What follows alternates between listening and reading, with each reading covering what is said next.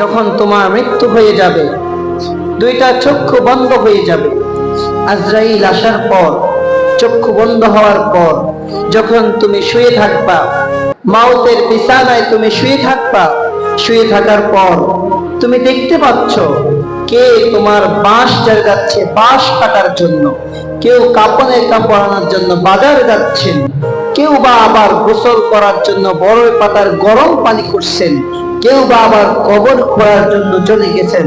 তুমি আর আমি সব কিছু দেখতেছি, দেখার পর আর পর্যায়ে শক্তি নাই কথা বলার, সব দেখতেছি কিন্তু কথা বলার শক্তি নাই। তারপরে যাই কাফনের কাপড় টেনে নিয়ে এসেছেন, তিনি বাড়িতে পৌঁছেছেন, কবর খোঁড়া শেষ হয়ে গেলেন, বাঁশ কাটা শেষ হয়ে গেলেন, বড়ই পাতার গরম পানি দিয়ে গোসল করানো শেষ হয়ে গেলেন। যখন আমাকে আপনাকে কাফনের কাপড় পরিয়েছেন, তখন আমি আপনি দেখতেছি কে বা কাহারা কাফনের কাপড় পরাচ্ছে। ছেলে কাঁদতেছে বাবা বাবা বলে, মেয়ে কাঁদতেছে বাবা বাবা বলে, কিন্তু আমরা সেদিন কোনো কথা বলার শক্তি নাই, সব শুনতেছি কিন্তু কোনো কথা বলার সাহস সেদিন থাকবে না। আপনাকে আমাকে জানাজা দেওয়ার পর কে বা কাহারা কবরের পাড়ে নিয়ে যাচ্ছে, তাও আমরা দেখতেছি। কবরের মাঝে কে বা কাহারা শোয়াচ্ছেন, তাও আমি আপনি দেখতেছি।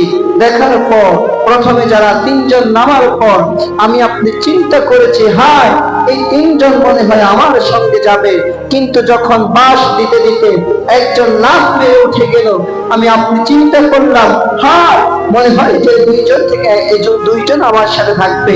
যখন আর একজন লাফ মেরে উঠে গেলেন, বাঁশ দেওয়ার শেষ পর্যায়ে যে ব্যক্তি থাকে ওই ব্যক্তির পা জড়িয়ে ধরিয়ে এমন জোরে কান্না করে কবরবাসীরা, তো ওই কান্নার আওয়াজ যদি কেউ শুনতে পায় তো তার কান পেটে সে দুনিয়া থেকে চিরবিদায় নিয়ে চলে যেতেন।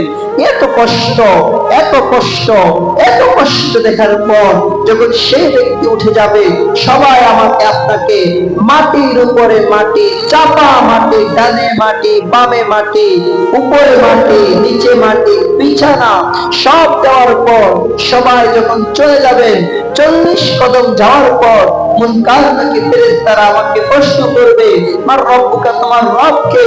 আমার নাম, আমার দীনুকা, তোমার ধর্ম কি? আমার নবী হাযা রাসূলুল্লাহি ওয়াইদা ফীকুম, তোমার এই ব্যক্তিকে চিনা ব্যক্তির পরিচয় দাও। সেটা আমি আর আপনি কোনো কথা বলতে পারবো না। যদি নাফরমান হয়ে শুধু বলবে হা হা লা আদরি লা আদরি, আমি কিছুই জানি না, আমি এই সম্পর্কে কিছুই জানি না। সেদিন আল্লাহ বলবেন কাযাবা আদুল্লাহ, আমার দুশমন মিথ্যা বলেছে, তাকে জাহান্নামের বিছানা বিছিয়ে দাও। জয় বলুন না নাউযুবিল্লাহ। সেদিন জাহান্নামের বিছানা বিছিয়ে দিবেন আপনাকে আমাকে। দেখেন সবাই বাড়িতে যাওয়ার পর প্রত্যেকের ঘরে বাতি দিয়েছে, প্রত্যেকের ঘরে সন্ধ্যাবেলা লাইট দিয়েছে, কিন্তু আমার আপনার অন্ধকারী কবর, ওই কবরে কেউ বাতি দেয় নাই, ওই কবরে কেউ সাথী নাই। আপনার মারা যাওয়ার পরে, ঘরে আসার পরে, কবর থেকে যখন আপনার আমার আত্মীয় স্বজনরা বাড়ি ফিরে আসছে, তারাও খানা খাচ্ছে, তারাও আনন্দ ফুর্তি করছে, সব কিছু করতেছে, কিন্তু আমার আপনার কবরের খবর একবারের জন্য কেউ দিতে পারে নাই।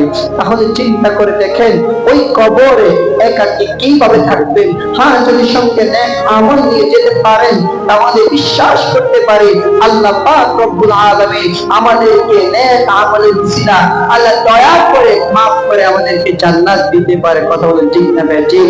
তাহলে আমরা ইনশাআল্লাহ আজকে থেকে নেক আমল করব। আল্লাহ আমাদেরকে নেক আমল করার তৌফিক দান করুন। আল্লাহুম্মা আমিন।